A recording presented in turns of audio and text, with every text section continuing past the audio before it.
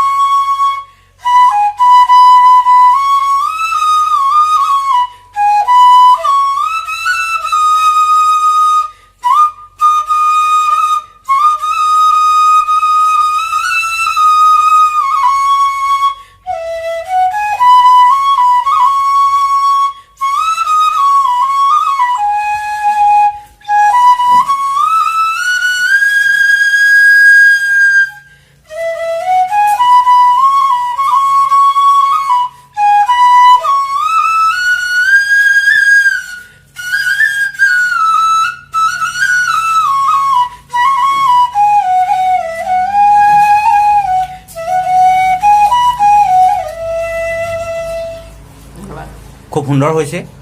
যিহেতু এতিয়া ফাগুন মাহ নহয় জানো, ফাগুন মাহৰ লগত সংগতি ৰাখি, যিহেতু ফাগুন মাহত আমাৰ অসমীয়াৰ ডেকা গাভৰু মন ৰাইজাই কৰে, যিহেতু তুমি ফাগুন মাহৰ লগত সংগতি ৰাখি অসমবাসীক কি শুনাবা? ফাগুন মাহৰ লগত সংগতি ৰাখি এটি বিহু গান, জুবিনদাৰ এটি বিহু গান। ঠিক আছে।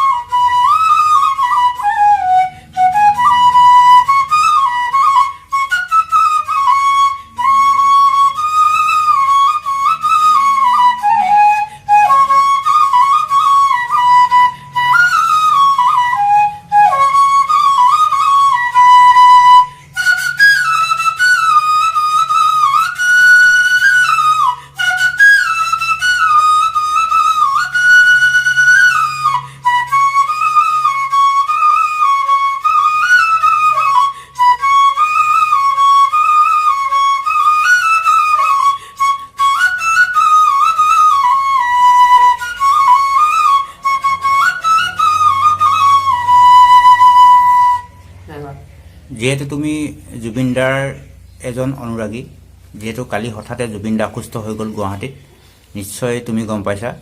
তুমি উঠি অহা প্ৰজন্ম হিচাপে জুবিনদাক কি ক'বা এই মুহূৰ্তত?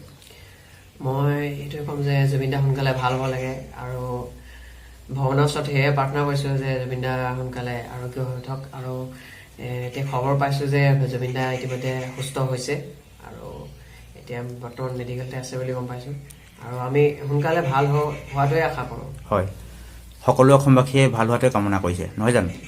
ঠিক আছে, এইবাৰ আমি বাঁহী মাজলৈ যাওঁ। তোমাৰ ঘৰ যিহেতু গাঁও অঞ্চল হয় জানো, তুমি নিজে কৈছা গাঁও এলেকা বুলি, আমি আহি নিজে গম পাইছোঁ যিহেতু এইটো এটা গাঁৱৰ পৰিৱেশ, যিহেতু ইয়াত বহুত বিয়া ওলায় নহয় জানো।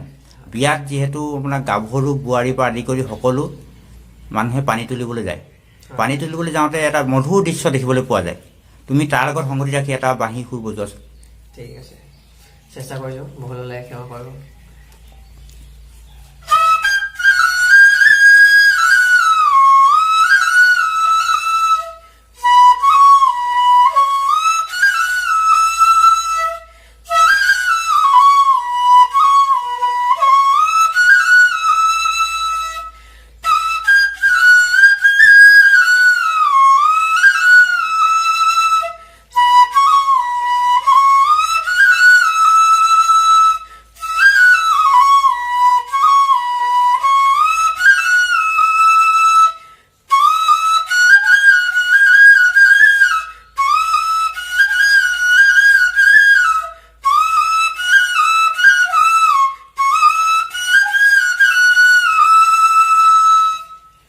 যিহেতু এজন উঠি অহা প্ৰজন্ম, আমি তেওঁক গাঁৱৰ এলেকাৰ পৰা উলিয়াই আনিছোঁ, সময়হে লক্ষণীয় হ'ব অসমবাসীয়ে তেওঁক কেনেকৈ আদৰি লয়।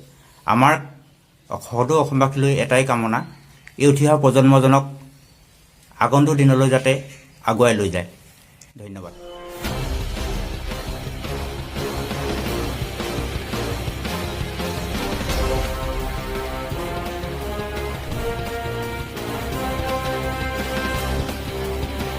January na pagi po.